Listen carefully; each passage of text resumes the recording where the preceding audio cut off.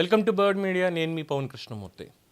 బంగ్లాదేశ్లో మైనారిటీల మీద దాడులు కొనసాగుతున్నాయి, అంటే హిందువుల మీద దాడులు కొనసాగుతూనే ఉన్నాయి. ఫెనీ జిల్లాలో 16 ఏళ్ల హిందూ బాలుడిని దారుణంగా హత్య చేశారు. ఆటోని ఎత్తికెళ్ళడానికి ప్రయత్నించినటువంటి దుండగులు బాలుడు అడ్డుకోవడంతో హైవేపై వాహనం కిందకి తోసేశారు. ఇది జరిగినటువంటిది. ఫెనీ జిల్లాలో ఆటో దొంగిలించేందుకు ప్రయత్నించిన దుండగులు 16 ఏళ్ల హిందూ బాలుడిని దారుణంగా హత్య చేశారు. ఢాకా చిట్టగాంగ్ హైవే మీద లాల్పూల్ ప్రాంతంలో ఆదివారం సాయంత్రం జరిగినటువంటి ఈ ఘటన స్థానికంగా కలకలం రేపింది. మృతుడి పేరు శాంతో కుమార్ సాహా. మియాజీ ఫిల్లింగ్ స్టేషన్ ముందు ఆటోలో ప్రయాణికుడి కోసం శాంటో ఎదురు చూస్తున్నాడు. కాసేపటి కొందరు దుండగులు అతనిపై దాడి చేసి ఆటో లాక్కునే క్రమంలో హైవే పక్కన ఉన్న కల్వర్ట్ కిందకి విసిరేశారు. అక్కడి నుంచి తేరుకుని దొంగలను వెంబడించిన శాంటోను వారు కదులుతున్న వాహనం కిందకి తోసేశారు. దీంతో వాహనం ఢీకొని బాలుడు అక్కడికక్కడే మృతి చెందాడు. బంగ్లాదేశ్లో కొత్తగా ఏర్పడిన బంగ్లాదేశ్ నేషనలిస్ట్ పార్టీ ప్రభుత్వ హయాంలోనూ హిందూ వర్గాలపై దాడులు ఆందోళనకరంగా పెరుగుతూ ఉండడం గమనార్హం. గతంలో మహమ్మద్ యూనస్ నేతృత్వంలోని మధ్యంతర ప్రభుత్వం 18 నెలల పాలనలో కూడా మైనారిటీల మీద దాడులు విపరీతంగా జరిగినటువంటి సంగతి, ఆఖరికి చెట్లకి కట్టేసి తగలబెట్టినటువంటి సంగతి కూడా అందరికీ తెలిసినటువంటి విషయమే. ఇప్పుడు ఏడుద్దాం రోడ్డు మీద? ఇప్పుడు వస్తారా రోడ్డు మీదకి వచ్చి ఏడుస్తారా? అంటే మొన్న మధ్య ఖమేనీ చనిపోయినప్పుడు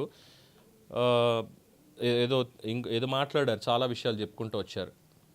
హైదరాబాద్ లేదు, ఇంకో చోట్ల లేదు, మొత్తం 98 చోట్ల భారతదేశ వ్యాప్తంగా 98 చోట్ల 98 ప్రాంతాల్లో ఈ నిరసన దీక్షలు ఇవన్నీ కూడా, ఆఖరికి చిన్నపిల్లలు సైతం ఇజ్రాయెల్ మీదకి వెళ్ళి మేము బాంబులు వేసి చంపేస్తాం, ఇది చేసేస్తాం, అది ఇదని చెప్పి మాట్లాడినటువంటి వీడియోలు ఇవన్నీ కూడా చూసాం. అంతెందుకు, ఢిల్లీలో జరిగినటువంటి ఘటన హోలీ రోజు. ఇప్పుడు రోడ్డుకి ఏడుస్తారా? అయ్యో ఇలా జరిగిపోయిందే, తప్పైపోయిందే ఇది అని చెప్పని. పోనీ అక్కడికి వెళ్ళి చెప్తారా? ఇక్కడి నుంచి పరిగెత్తికి వెళ్ళి బంగ్లాదేశ్కి వెళ్ళి ఒరే బాబు తప్పు రాదు, అలా చేయకూడదని ఏమని చెప్తారా?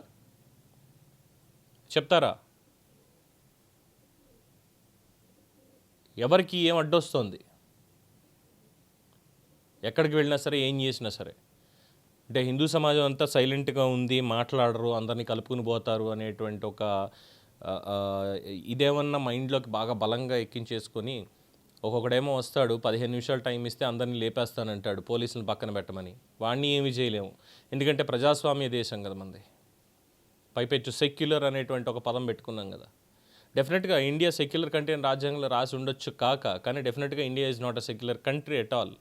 ఎందుకంటే హిందువుల మీద జరుగుతున్నటువంటి దాడుల్ని హిందువులు ఎదుర్కోవాలి అనేటువంటి దగ్గరకు వచ్చేసరికి ఏదో ఒకటి కులాన్ని తీసుకొస్తారు, వర్గాన్ని తీసుకొస్తారు, ఇంకోటి తీసుకొస్తారు. ఇవన్నీ కూడా ఉన్నాయి, అసమానతలు ఇవన్నీ కూడా కొన్ని ఉన్నాయి, అవన్నీ క్లియర్ అవ్వాలి.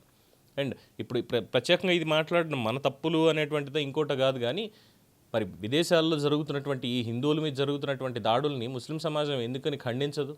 ఎందుకని మద్దతుగా రాదు? తప్పు బంగ్లాదేశ్ చేస్తుంది తప్పు అని చెప్పి ఎందుకని మాట్లాడరు వాళ్ళు? ఎందుకని మాట్లాడరు? ఢిల్లీలో జరిగినటువంటి ఘటనకి వాళ్ళు ఏమైనా వెళ్ళి హోలీ రంగుల్ని ఇవన్నీ కావాలని చెప్పి ఆ కుటుంబం మీద చేశారా? 11 ఏళ్ల పసిపిల్ల సరదాగా ఆడుకుంటూ ఆ బలూన్ కింద పడేసరికి ఆ నీళ్లు తన మీద పడితే ఇంట్లో వాళ్ళని పిలిపించడం, దాంతో ఒక వ్యక్తిని చంపేశారు. ఇప్పుడు రోడ్డు ఎక్కి ఏడుస్తారా? చెప్తారా? సమాధానాలు చెప్తారా? దీనికి లేదు. దీనికి అస్సలు ఉండవు సమాధానాలు అనేవి, దీనికి ఉండవు. మళ్ళీ ఏమైనా అంటే జాతీయత, ఇవన్నీ. హిందువులు అందరినీ గౌరవిస్తాం. ఏ ఒక్కరిని ఏదో తక్కువను ఇంకోటను ఉండదు. కానీ కులాల కింద విడగొట్టి చేసినటువంటి దాంట్లో చాలా దశాబ్దాల పాటు ఇబ్బందులు పడ్డాం.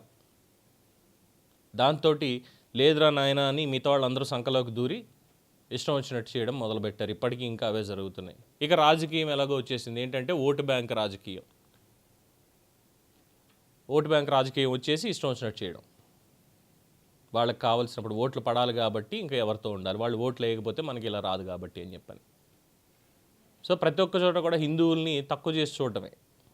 హిందువులు అంటే పర్లేదులే, వీళ్ళకి మనం ఏం చెప్పక్కర్లేదులే, ఉన్నాయిగా మాట్లాడితే ఆ కులాలు ఉన్నాయిగా, దాంతో మనం నడిపించేయచ్చు. ఏమన్నా అంటే మళ్ళీ ఇంకేముంది, వీళ్ళు సమాజంలో విచ్ఛిన్నానికి ట్రై చేస్తున్నారు, సమాజంలో విచ్ఛిన్నం కోసం వీళ్ళందరూ ప్రయత్నాలు చేస్తున్నారు అని ఒక ముద్ర వేసేస్తారు, ఎక్స్ట్రీమిస్ట్ ముద్ర వేసేస్తారు. కానీ ఇలాంటి సంఘటనలు జరిగినప్పుడు మాత్రం ఒక్కడు నోరెత్తాడు. ఓ అసదుద్దీన్ కానీ, అక్బరుద్దీన్ కానీ, లేదంటే ఇంకా ఉన్నారు చాలామంది నేతలు, వీళ్ళు మాత్రం నోరు ఎత్తను కూడా ఎత్తారు. బంగ్లాదేశ్లో ఇలా జరుగుతుంటే ఏం చేస్తున్నారు మరి దీనికి అంటే, బంగ్లాదేశ్లో కానీ మాకెందుకు, బంగ్లాదేశ్ సంగతి మాకెందుకు అంటారు. అక్కడ హిందువుల మీద దాడులు జరుగుతున్నాయి కదా, దాని మీద ఏం మాట్లాడుతుంటే అది బంగ్లాదేశ్ది, మనకెందుకు సంబంధం లేదు కదా అంటారు. అదే మరి ఖమేనీ ఇరాన్ వాడు కదా, ఇరాన్కి భారతదేశానికి సంబంధం లేదు కదా, సంబంధం లేదు. కానీ అక్కడ వాడు చచ్చిపోతే ఇక్కడ మాత్రం నిరసన దీక్షలు, ఇంకేముంది ఇష్టం వచ్చినట్టు ఏడుపులు, పెడబబ్బులు భారతీయులు అయ్యుండి. ఏం మాట్లాడాలో కూడా అర్థం కావట్లేదండి కొన్ని సిచ్యువేషన్స్లో. కొన్నింటికి అనుకుంటాం ఇది చెప్పాలనిపిస్తుంది, కానీ ఆ బాధ అనేది అక్కడ ఉండిపోతుంది. ఆ బాధ సప్రెస్ చేసేస్తుంది అలా చెప్పాలి అన్నటువంటి పాయింట్ని. హిందుత్వం గురించి మాట్లాడకూడదు, నేను హిందువుని అని చెప్పకూడదు, అదేదో పెద్ద భూత పదం అయిపోయినట్టును, లేదంటే తీవ్రవాదులు అయిపోయినట్టును. మిగతా వాళ్ళందరికీ కూడా కోపాలు వచ్చేస్తాయి వెంటనే. ఇది మా ధర్మం ఇది అంటే. ఈ మధ్యన మేబీ అసందర్భం అయి ఉండొచ్చు, కానీ ఇది ఎందుకు చెప్పాలనిపిస్తుందండి. ఒక ఫోన్ నెంబర్ అంటే మనం వాట్సాప్ నెంబర్ ఇచ్చాం ఇన్ జనరల్గా కమ్యూనికేషన్ కోసం, అలాగే మార్కెటింగ్ కోసం ఇస్తే, మొన్న మధ్యన అనంతపురంలో జరిగినటువంటి దాడిని క్రైస్తవుల మీద అదొకటి, దాని తర్వాత ఈ ఖమేనీ ఇష్యూ, ఇలాంటివి కొన్ని ప్రజెంట్ చేసిన తర్వాత ఒక అతను రెగ్యులర్గా ఫోన్ చేస్తున్నాడు. ఫోన్ చేసి వినిపించడం ఏంటంటే హిందూ వ్యతిరేకత అనేటువంటిది. ఇవన్నీ వినిపిస్తూ అక్కడ జరుగుతున్నటువంటి ప్రార్థనలు వీటి గురించి చెప్తూ ఫోన్ చేసి మాట్లాడకుండా ఈ ఆడియో రికార్డ్స్ ఇవి వినిపించడం. ఇది మీకు కూడా ఏమైనా జరిగిందా ఇలాగ ఫోన్ వచ్చి ఈ రకమైనటువంటిది? నేను ఆ నెంబర్ మర్చిపోయాను. నేను డెఫినెట్గా అది ఎక్స్ట్రాక్ట్ చేసి నేను రేపు ఆ నెంబర్ నేను పబ్లిక్లోనే పెడతా 100%. ఎందుకంటే ఇలాంటి వాళ్ళు కావాలని చెప్పి రెచ్చగొట్టేటువంటి ప్రయత్నాలు కూడా చేస్తున్నారు. మరి ఇప్పుడు రాజకీయ నాయకులు, మత పెద్దలు వీళ్ళందరూ ఏం మాట్లాడతారు? అదే బంగ్లాదేశ్లో కదా జరిగింది, భారతదేశంలో కాదు కదా, ఇంకో చోట కాదు కదా అన్నవాళ్ళు, అలాగే ఇరాన్లో జరిగిన దానికి ఇక్కడ ఏడుపులు పెడబబ్బులు పెట్టినటువంటి వాళ్ళు, ఢిల్లీలో జరిగినటువంటి ఘటనకి, బంగ్లాదేశ్లో జరిగినటువంటి ఘటనకి సమాధానం ఏం చెప్తారు? వేచి చూడాల్సిందే. దీని మీద మీ అభిప్రాయం తెలియచేయండి. చూస్తూనే ఉండండి ది బర్డ్ మీడియా.